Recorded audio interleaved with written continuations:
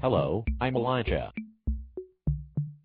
In this final video, let's get straight to the point. Despite the Hollywood blockbuster-like title, The Secret Gospel of Mark, often referred to by the acronym SGM, is a hoax. So don't make the mistake by getting too excited over this dubious non-discovery. In fairness to its fabricator Morton Smith, who was a known prankster, an occultist with an obsession for ritual and tantric sexual practices in mystery cults, and a homosexual activist with a taste for young men and sex in public parks, it was never intended to be anything other than an elaborate practical joke at the expense of the conservative establishment of the 1950s, which he hated for its alleged mistreatment of his fellow homosexuals. According to Smith, SGM, found in the Marsaba Monastery's library, implies that Jesus had sex with a man in a public park, not the old tried and tested kind, but ritualistic tantric sex. A hocus-pocus approach to knocking boots. If correct, Smith uncovered a version of Jesus which complies entirely with his own lifestyle, as well as the assertions he had made in his previous publications, sharing Smith's penchant for men, myths, and magic. What were the chances? With buccaneer-like audacity, Smith based his hoax on the plotline to a book entitled The Mystery of Marsaba, a work of fiction written by J.H. Hunter, first published in 1940, in which an anti-Christian fanatic cooks up a story to shake the world, discredit Jesus and destroy Christianity. The fiend plants his Forgery, purportedly the work of Nicodemus, in, wait for it, the Marsaba Library. This is Smith's find imitating not only his own life, but our too, and so faithfully. Fairly popular, the book remained in print for 3 decades. With the preceding information in mind, now consider that no physical copy of SGM exists, and that the letter which Smith attributed to Clement of Alexandria was never viewed, handled, and studied by any scholar other than Smith. No reference to SGM has ever been found outside of the letter, but even that has vanished without a trace. Are you getting suspicious yet?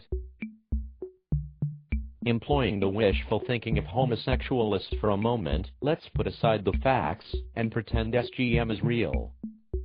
Here we have what would be the equivalent of the Holy Grail for historians, liberal theologians, and academia at large, having the potential to change world history.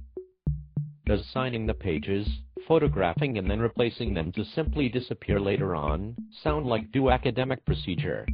Does it sound like appropriate treatment for a text found in the library of the world's oldest monastery? No.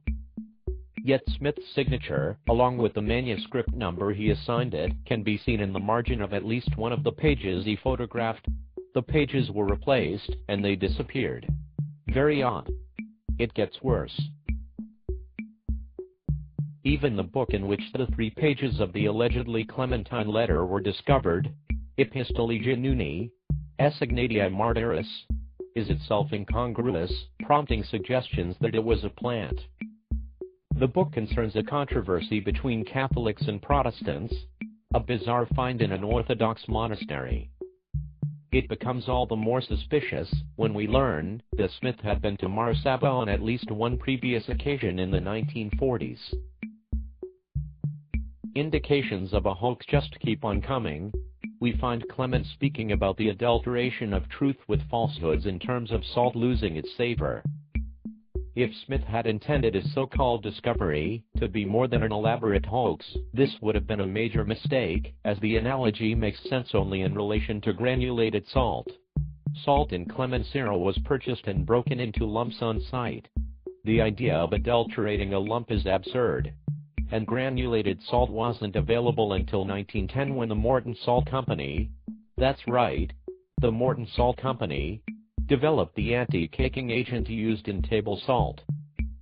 Add a number of other forgers' signatures, one cited in the sources which I've included in the description to this video, and we start to see why no credible scholars believe SGM to have ever existed, to be an authentic mark in writing, or to be part of a genuine Gnostic gospel.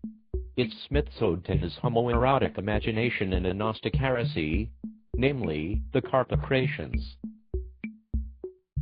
Gnosticism is a fusion of occult mysticism, pagan philosophy and selected Bible verses, which have been entirely removed from their scriptural context and meaning, the legacy of which can be seen in many of the pagan practices, so integral to the institutionalized descendant of the Gnostic heresy, the Catholic Church. Trying our best to pretend that SGM is authentic, we ask the question, what startling revelations can be gleaned from it concerning Rabbi Yah'shua, the historical Jesus?